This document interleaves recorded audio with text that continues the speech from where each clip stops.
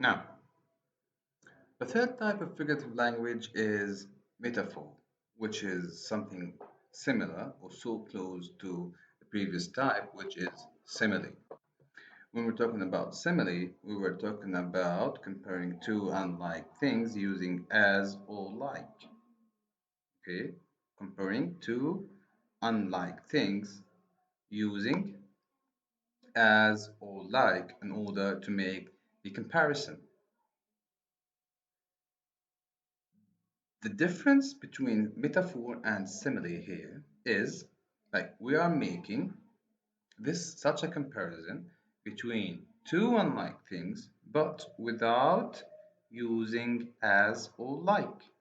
This is the most important difference. We are making the comparison between two different things without using as or like. The following examples might clarify that. We were talking now, again, we're talking about metaphor, which is so close to simile, but the main difference is the use of as and like, as or like. In simile, we are comparing two different or two unlike things, okay, by using as or like. But in metaphor, we're not using as or like. The following examples might clarify this. Look at the first example. Fido is like a teddy bear. Fido is like a teddy bear. The second example, Fido is as soft as a teddy bear. Okay, in the first example, we have Fido, we have the teddy bear. We're making a comparison between Fido and the teddy bear using like. So immediately we can say that this is simile. This is simile. Okay. The second thing example here, Fido, this one, Fido is as soft as a teddy bear. Fido is as soft as a teddy bear. Again, we're making a comparison here between Fido and the teddy bear using as soft as. Now, pay attention to the third example here. Fido is a teddy bear. Fido is a teddy bear. And this form of figurative language is a metaphor. Now, we're making a comparison between Fido and the teddy bear, but can you see as or can you see like? There are no like or as. So, in such a comparison between two unlike things without using as or like, this form of figurative language is called metaphor. Okay, and we're talking about simile as تشبيه. The metaphor is here استعارة. Okay, this is استعارة, and we have several types of forms of metaphor. Um, we'll leave it, we'll put it here, and the sub-classifications of the metaphor, we're going to take them, or discuss them while we practice the analysis of some poems. But just to know them here, the most basic thing is making a comparison between two unlike things without using as or like. Have a look at the examples in red here. That boy is like a pig. That boy as messy as a pig. And that boy is a pig. Now, during the Zoom meeting, we are going to indicate or say or tell which of those three statements here is, or figures of speech, is a simile and which one is a metaphor. And again, I want you to pay attention to as, the employment or the use of as or like. Again, the most important difference here is that simile uses as and like, and the metaphor doesn't use as or like. Now, I want you to think about this question, and we're going to discuss it during the Zoom meeting.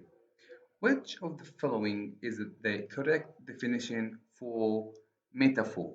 Which of the following is the correct definition for metaphor? Comparing two similar things by using as or like. Comparing two similar things without using like or as. Comparing two unlike things by using like or as. Comparing two unlike things without using like or as. Which one is the correct answer? And we're going to discuss this question during the Zoom meeting. Okay.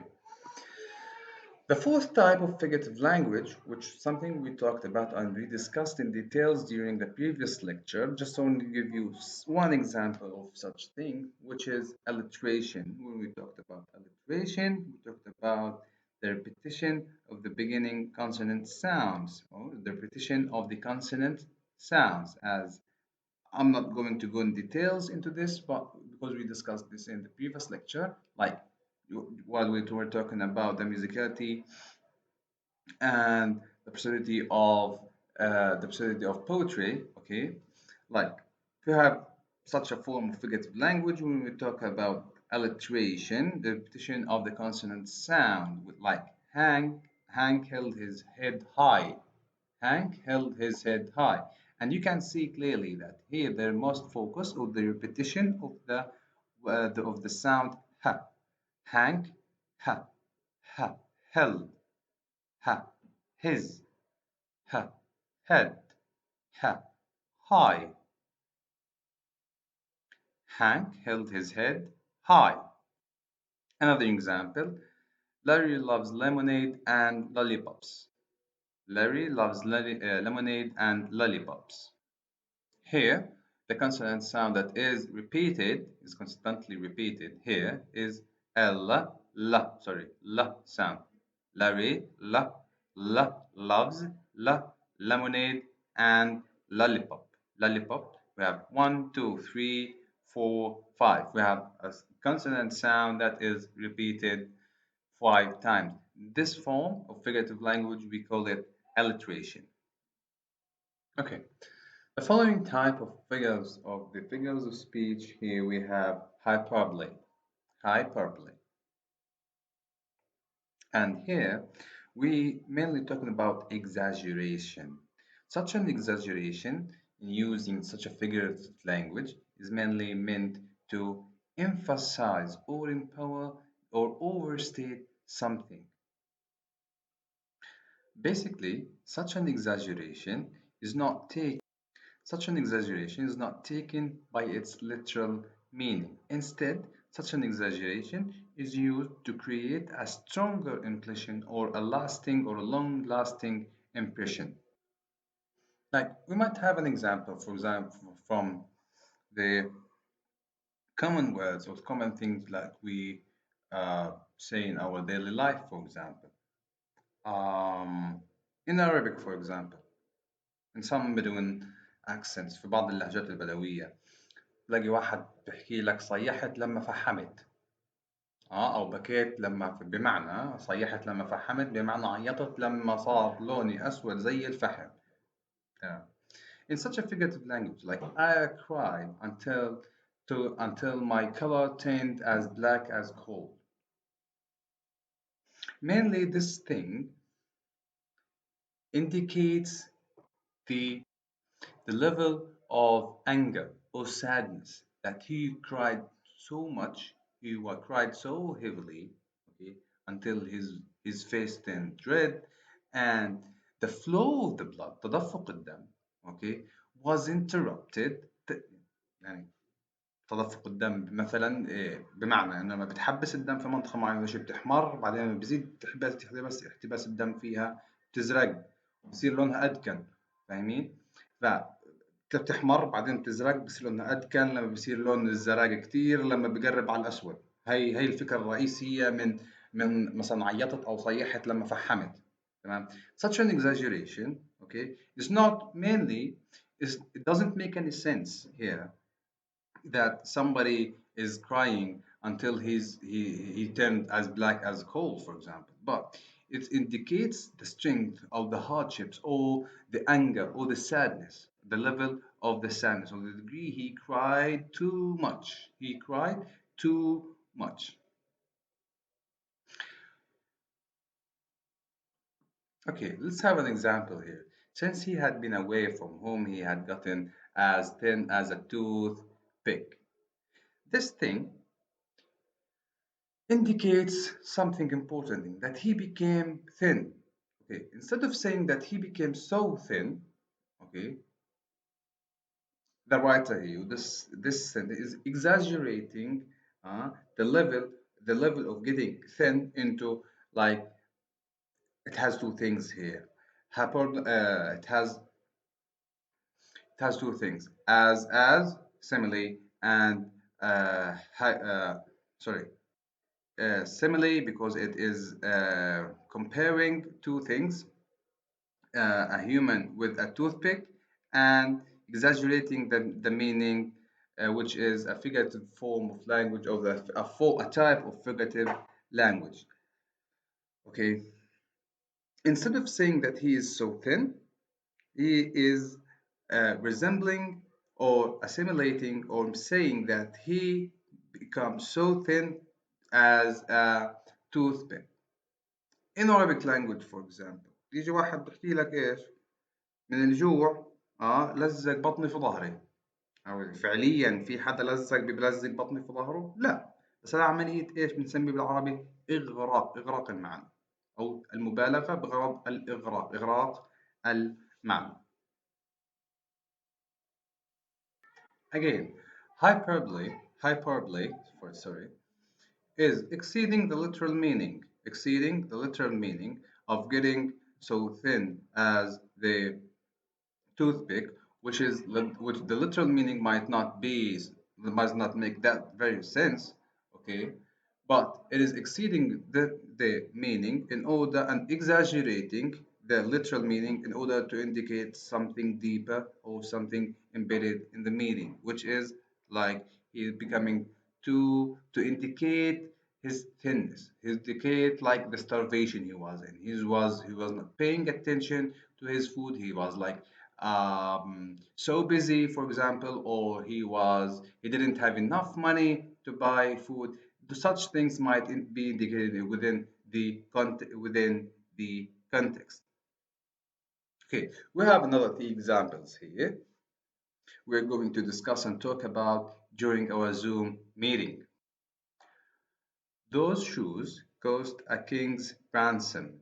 And we mean by king's ransom فدية ملك. الفدية اللي بتدفع من أجل تخليص الملك من الأسر, for example. Those shoes cost a king's ransom. For the millionth time, clean the kitchen. For the millionth time, clean the kitchen. His grandfather is older than the hills.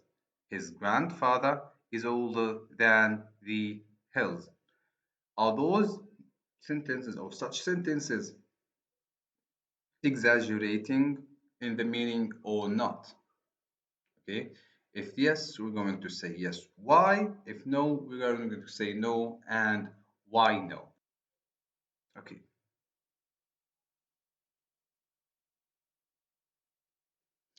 Based on the discussion we had, try to answer or try to figure out the best definition for hyperbole. Okay, try to find the best definition for hyperbole. Okay, think about it, go back to the examples and find the best definition out of those three definitions, and we're going to discuss that during the Zoom meeting. Now, we have another type, which is one of the most important figures of speech, which is personification. And when we talk about personification, we have different types and different forms. For example, we give some human traits or characteristics to something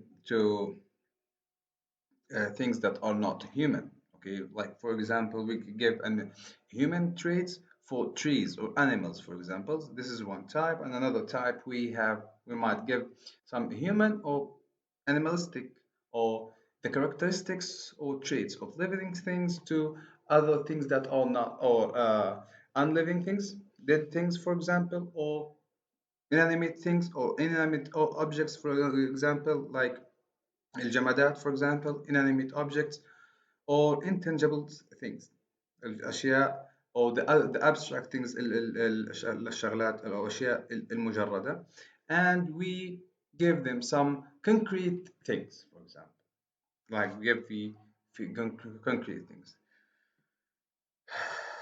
And in Arabic we call it التشخيص. Okay. And again, such a form of figurative language is mainly one of the most important things that we use personification in order to exceed the literal meaning. This is one thing, but another thing here is to create an image or to boost the feelings that are indicated in such words by creating an image. Like for example, in Arabic, for example, we have a value which is freedom. قيمة حرية. هل هي قيمة مجردة ولا محسوسة في الآخر؟ حرية إشي مجرد في الآخر، لا يمكن إحساسه في الآخر.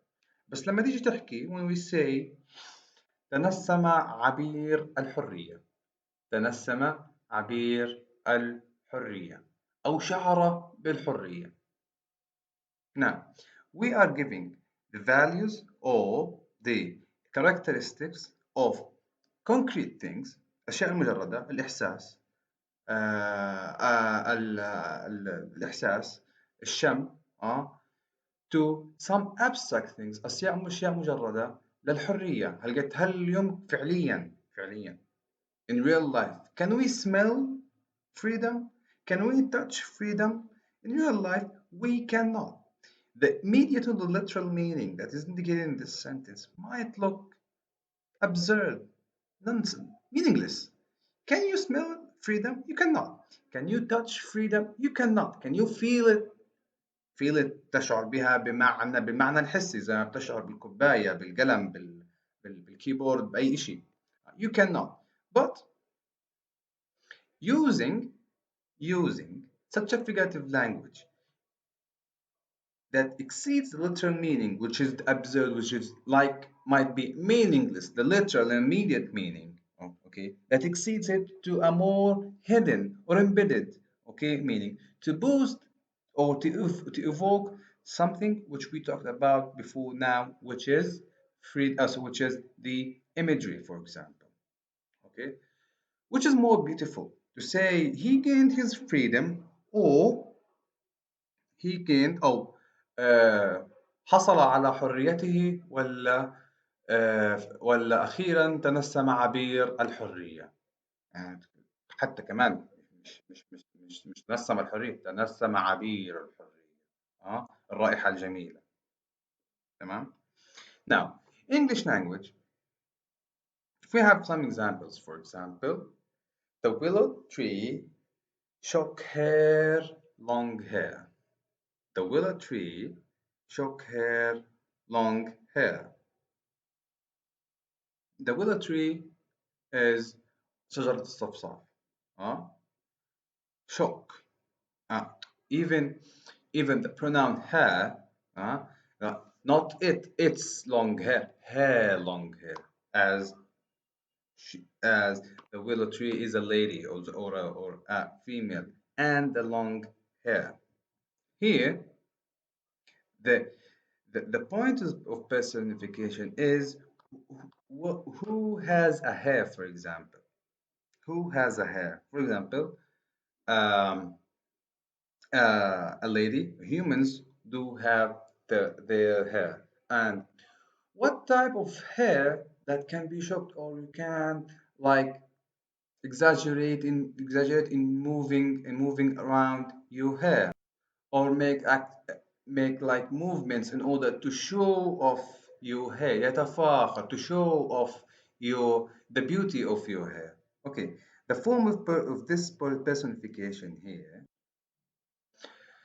the image mainly, the image that is provoked here is mainly talking or assimilating the the branches and the leaves of the willow tree while moving or while moved by the wind and the breeze as a lady that is showing off by moving her hair. This is the main point here. Now, I want you to have a look I want you to have a look at the following examples, and we're going to discuss them during our Zoom meeting. Have a look at them and to be discussed further during the Zoom meeting. Okay, the next type of figures of speech we have is antithesis. And when we talk about antithesis, that type of figurative language the type of figures of speech which refers to juxtaposition, the opposition or the contrast or the contradiction in the ideas, the contradiction or the opposing ideas. Okay, like black and white, black and white. And when we talk about juxtaposition or antithesis, we have like we're talking about التضاد. Okay, and mainly we're talking about antithesis or juxtaposition or opposition, contrast or opposing ideas are mainly used to fortify and strengthen the indicated or the indirect meaning. Okay, uh, in our common daily uses, okay, we have something that we commonly use from here. من برا هلا هلا من جوا يعني الله. Okay, antithesis and opposition here is من برا from outside. Okay, and the opposing thing to it is من جوا from inside. هلا هلا we're mainly indicating or praising something. From the external side it means like it looks like something good, but from inside يعلم الله, only God knows, which is mainly indicating something bad, for example. Okay, um, let's have a look at the following examples here. For example, love is an ideal thing, marriage is a real thing. Okay, here the juxtaposition or the opposition is between reality and ideality. What is ideal? What means like ideal إشي مثالي, something ideal. Okay, and the opposition here between what is ideal, الشيء المثالي, okay, and what is real. Okay, now have another example. To err is human, to forgive is divine, or to make a mistake, for example, is a human trait. Okay, and to forgive is divine, something divine or شيء إلهي. Okay, juxtaposition here, or the antithesis here is human is in human and divine. This is the first thing. To error, to make a mistake, or and forgive. Okay, many are called, but few are chosen. Many are called, and few are chosen. This example will be left for you in order to think about it and to be discussed during the Zoom meeting. Something like similar to the antithesis, we're talking about juxtaposition and opposition in ideas. Okay, we have another example which is oxymoron. Sorry, oxymoron. Okay, which is another form of type of figurative figures of speech. We're talking about bringing oppositions of two things, but such an opposition and contradiction is taken during immediately. Okay, okay. The main difference between the oxymoron and the than the antithesis, okay, is that, for example, while talking about the antithesis, we have like causes or two, or the opposition or the contradiction might appear in two different sentences. Like love is ideal. This is one sentence, okay, and marriage is real. This is another sentence. But the opposition comes because due to the presence of those two sentences in one paragraph, for example, okay, or in one context, for example. They might be in two different sentences, or in two different examples, for example, paragraphs, for example, but putting them in one context, in one novel, or in one in one essay, in one novel, in one poem, for example, might rise this opposition, and making them as antithesis. Like, for example, a writer might talk about the love and how ideal is love and how great is love in the ideal life في الحياة المتخيلة الحياة الافتراضية, for example, how is it imagined to be idealized, okay, and after that starts to talk about how when it comes to marriage, love that ends with marriage, how marriage is shocked or faced with the reality of life and the realities of things. So the most important part is the opposition and juxtaposition is not that might not be coming immediately in one phrase or in one sentence, okay.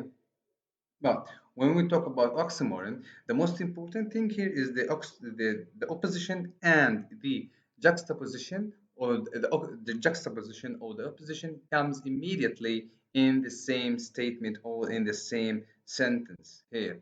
For example, we talk only choice, okay. If it's a choice, it cannot be only, but this is the only choice we have. In this case, only choice is the oxymoron. For example, silent scream, صرخة ساكتة, صرخة ساكنة. Silent scream. When we have two contradicting things or two contradicting ideas, okay, immediately coming in together in the same statement, we call this oxymoron, okay. And the last form of figurative language, or the figures of speech we're going to have today, is the irony, which is التورية. And when we talk about irony, okay, which is widely, first of all, it's one of the most and widely used figures of speech, where writers usually use the irony in order as a mask, okay, like telling something but indicating another thing, something totally different from the immediate thing. Okay, now suppose we have a context here or situation here. A driver who has exceeded the speed limit, for example, and the police officer is writing a fine for him. بيكتب له مخالفة, is writing a fine for him. The driver is saying, "Thank you, officer, for writing me the fine." Literally, the immediate meaning here, okay, the writer is thanking him. But do you believe that anybody sorry, will be happy when he pays a fine? Literally, he's thanking him, but the intended meaning here, or the hidden meaning, or the deeper meaning, he's not thanking him, as if he's saying, "I'm not thanking you for that." Okay, I'm not thanking you for that. But literally, he's saying, "Thank you, officer, for writing me the fine." But literally, he's not thanking him. In this situation, we call it an irony. And just in brief, we have like three types of irony, which is dramatic irony, which is usually used in plays, novels, or videos, or movies, or series, for example, when the audience knows something. For example, there we have a crime, and the audience knows, the audience know the person or the character that committed that crime, but the characters in the novel or in the movie or in the series do not know them. This type we call it dramatic irony, okay. And the example we were talking about here was just situational irony with in the context that officer is writing a fine مخالفة for a driver who exceeded the speed limit. So we call it um, situational irony. Okay. Okay, and the third form of the irony, which we have the verbal irony, which mainly everything in the context is really indicated verbally. Like, for example, with the example we have here, how nice. يا رجال يا للروعة, how nice. But completed. She said, when I told her to work all weekend. هونس يا للروعة. تخيل حالك تحكي لواحد راح تشتغل طول الإجازة ويقول لك يا سلام يا سلام. This type of irony we call it verbal irony. And again, the most important thing about irony here is literally saying something, but the intended meaning or the deeper meaning is mainly totally different. Is totally the opposite or totally different. Thank you, and that's all for the figures of speech we are going to cover. And in case we are going to come through the different types of figures of speech, we're going to discuss them. We're going to talk about them and during our practical analysis for the poems. Thank you for paying attention and thank you for watching.